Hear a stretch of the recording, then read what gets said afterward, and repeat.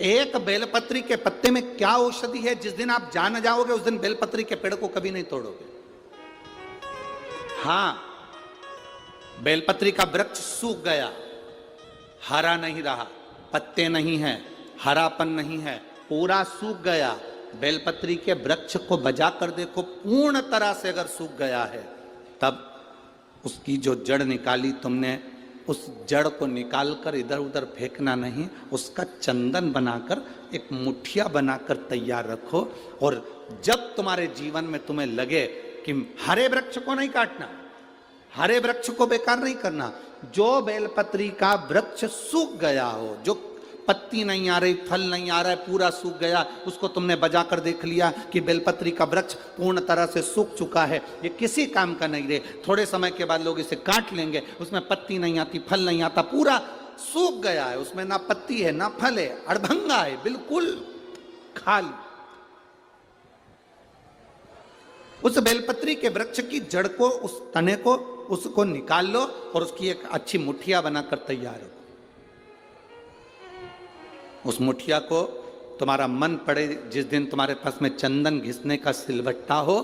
उस पर घिसकर उस चंदन को एकत्रित कर कर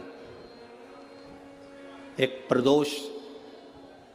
एक शिवरात्रि हर महीने आती है, प्रदोष हर महीने आती है, सोमवार की अष्टमी 2-3 महीने में जरूर आती है।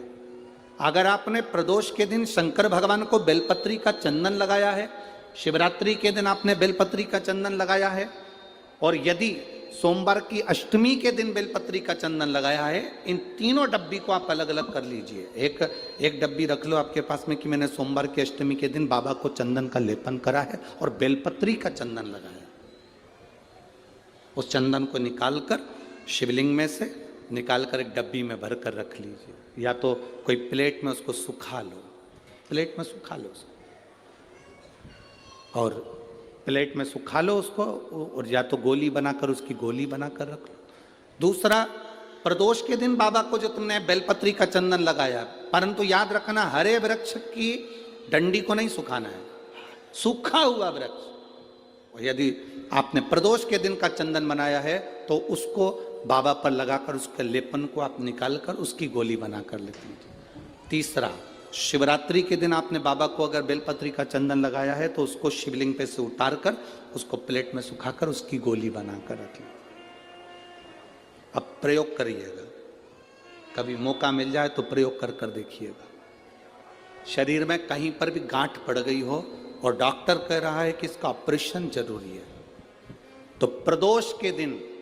जो आपने बाबा के ऊपर बेलपत्री की जड़ का जो चंदन का लेपन करा है और उसकी जो गोली बनाई है, उसको 15 दिन तक रोज एक गोली पानी से निगलना प्रारंभ करो। कुंदकेश्वर महादेव का नाम लेकर उस गोली को खाना प्रारंभ करिए। आपको 15 दिन के बाद डॉक्टर से जांच कराने के लिए जाइए, गठान धीरे धीरे गलना प्रारंभ हो गई हो, गांठ धीरे धीरे गल रही हो, उसका फल मिलता है। प्रदोष वाली बेलपत्र का, चंदन का जो गोली तुमने बनाई उसका फल तुम्हें मिलेगा। अब सोमवार की अष्टमी के दिन का जो चंदन है, बाबा को जो तुमने बेलपत्री का चंदन का जो लेपन करा है, देखिए डॉक्टर हनुमान जी के यहाँ पर ये कथा चल रही है, करने वाला डॉक्टर हनुमान जी हैं, कराने वाले डॉक्टर हनुमान जी हैं, और सुनने वाले डॉक्टर हनुमान जी हैं, और बोलने वाले भी डॉक्टर हनुमान जी हैं। कर लिया वो आपके ऊपर। दूसरे नंबर पर है सोमवार की अष्टमी के दिन का चंदन, जो आपने बेलपत्री के जड़ को घिसा है। फिर कहूंगा, इस बात को विशेष बार बार कह रहा हूं कि हरे पेड़ को मत काट लेना, हरे पेड़ को नहीं, जो पेड़ पूरी तरह से सूख गया, ना पत्ती ना फल, उसको बजा कर देख लो कि ये पेड़ पूरा सूख चुका है, तब उस पेड़ की जड़, जो जिसको लोग काट कर ले जाने वाले हैं, बाहर फेंकने वाले हैं, उसकी जड़। दूसरे नंबर पर है सोमवार की अष्टमी के दिन आपने जो बाबा को लेपन करा है, बेलपत्री की जड़ का चंदन बनाकर लेपन करा है, उसकी जो गोली है। अगर बच्चा 8 साल का हो गया, 9 साल का हो गया, 10 साल का हो गया और वो गंदगी कर रहा है, बिस्तर पर गंदगी कर रहा है, सुसु कर रहा है, या अचानक उसको भय हो जाता है या किसी ना किसी तरह से उसको रोग ग्रसित हो जाता है, उस बच्चे को भी आप वो छोटी सी गोली हफ्ते में केवल एक बार, जो सोमवार की अष्टमी के दिन जो आपने चंदन का लेपन करा है, हफ्ते में एक बार उस गोली को बच्चे को पीस कर पानी के साथ देना प्रारंभ करो। आपको धीरे धीरे उस बच्चे में आनंद की अनुभूति हो जाएगी, गंदगी नहीं कर सकता।